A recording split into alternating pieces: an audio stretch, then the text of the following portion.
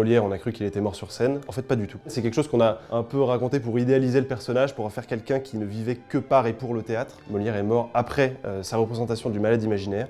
Une représentation qu'il a passé à tousser, à s'arracher les poumons. On s'est tous dit qu'il jouait très bien un malade et en fait il n'était pas imaginaire du tout ce malade. Alors on l'a ramené très vite chez lui et on a senti très vite que ces derniers instants étaient arrivés. Lui qui passait son temps à se moquer des médecins et des prêtres, il se retrouve à supplier qu'on lui amène un médecin et un curé pour recueillir ses dernières volontés, mais surtout, et c'est le plus surprenant chez lui, pour renoncer, pour abjurer le métier de comédien. Il faut garder en tête que le métier de comédien à l'époque, c'est un métier qui est méprisé au possible. C'est pourquoi il était d'usage à l'époque, si on voulait être enterré religieusement, de jurer qu'on regrettait d'avoir passé autant d'années au théâtre. Il se trouve que Molière était en très mauvais termes avec le clergé, ce qui fait qu'à 23 h, ses serviteurs courent chercher un prêtre, le prêtre refuse de venir. Résultat, Molière meurt sans recevoir les derniers sacrements et sans avoir pu abjurer sa profession de comédien. Le lendemain, refus net du clergé de l'enterrer religieusement. Sa femme, Armande Béjart, se bat auprès de l'archevêque qui mène une enquête et qui finit par admettre qu'effectivement il a eu toute la meilleure volonté du monde pour recevoir les derniers sacrements. Résultat, on trouve un compromis, il sera enterré religieusement, mais de nuit, sans inviter personne, ou alors vraiment par le bouche à oreille. Il se trouve que finalement le bouche à oreille a fait que des milliers de personnes sont venues, que ça a été des funérailles immenses, mais dont le clergé était très honteux à l'époque. Et si de manière générale la mort des grands écrivains vous intéresse, j'ai écrit sur 10 d'entre eux, et j'ai essayé de comprendre comment leur mort peut nous éclairer sur leur œuvre. Ça s'appelle La Plume et le Tombeau,